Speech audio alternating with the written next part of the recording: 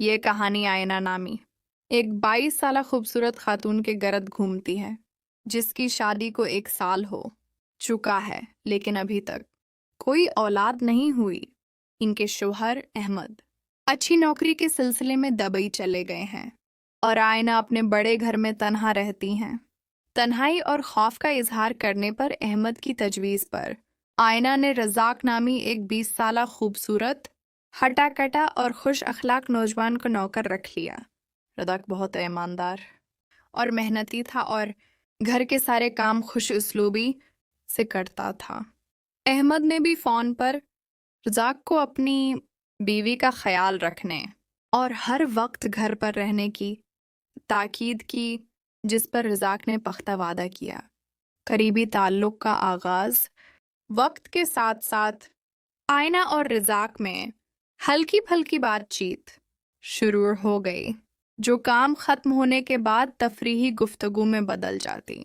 ایک دن آئینہ کی طبیعت خراب ہوئی اور سر میں درد ہوا۔ شہر کے ہسپتال بند تھے اور احمد نے فون پر آرام کا مشورہ دیا۔ رزاق نے کام ختم کر کے آئینہ کی سر کی مالش کرنے کی پیشکش کی، جسے آئینہ نے پہلے تو منع کیا، مگر رزاق کے اصرار پر مان گئیں۔ رزاق نے تیل گرم کر کے اس ماہرانہ انداز میں مالش کی کہ آئینہ کو بہت سکون ملا۔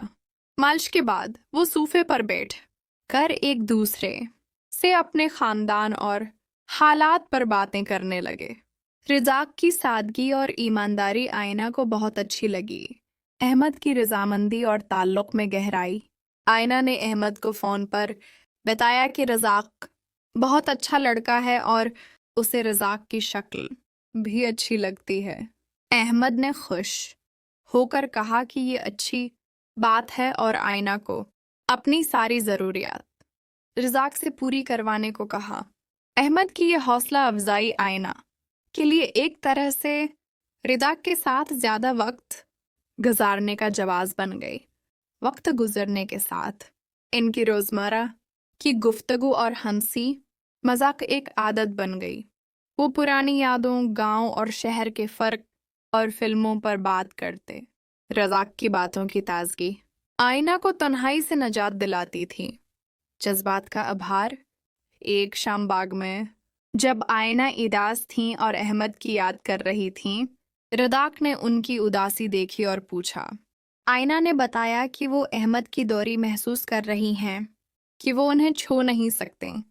رزاق نے مسکرا کر کہا، میں ہوں نا آپ کے ساتھ، اور ان کو ہنسانے کے لیے گاؤں کی مزاحیہ کہانی سنائی، جس پر آئینہ زور سے ہنس پڑے۔ اس رات آئینہ نے احمد کو بتایا کہ اگر رزاق کا ساتھ نہ ہوتا تو وہ گھر میں پاگل ہو جاتے۔ احمد نے کہا کہ انہیں خوشی ہے کہ آئینہ کو ایک بھروسہ مند انسان مل گیا۔ آئینہ نے دل ہی دل میں سوچا کہ رزاق کے ساتھ گزرے ہوئے لمحات ان کے لیے کتنے قیمتی ہو گئے ہیں۔ فیصلہ کن لمحہ۔ رزاق آئینہ کے دل میں ایک خاص جگہ بنا چکا تھا۔ ایک دن جب رزاق آئینہ کے بال سنوار رہا تھا، اس نے اچانک کہا، ملکن کیا میں آپ سے ایک بات پوچھ سکتا ہوں؟ آئینہ نے حیرت سے پوچھا۔ رزاق نے آئینہ کو گھورتے ہوئے کہا، کیا آپ کبھی مجھے اپنے برابر بیٹھنے دیں گی؟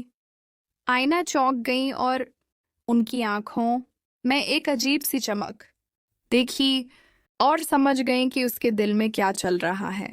آئینہ نے صرف مسکرا کر کہا، رزاق تم ہمیشہ میرے قریب ہی رہتے ہو نا؟ رزاق نے فوراً آئینہ کا ہاتھ پکڑ لیا اور بولا، نہیں مالکن، میرا مطلب ہے، لیکن وہ اپنی بات مکمل نہیں کر سکا، کیونکہ اسی لمحے دروازے کی گھنٹی بجی۔ یہ احمد کا اچانک واپس آ جانا تھا۔ اب آپ آئینہ کی کہانی کا تسلسل جاننا چاہیں گے کہ دروازے پر احمد کو دیکھ کر کیا ہوا۔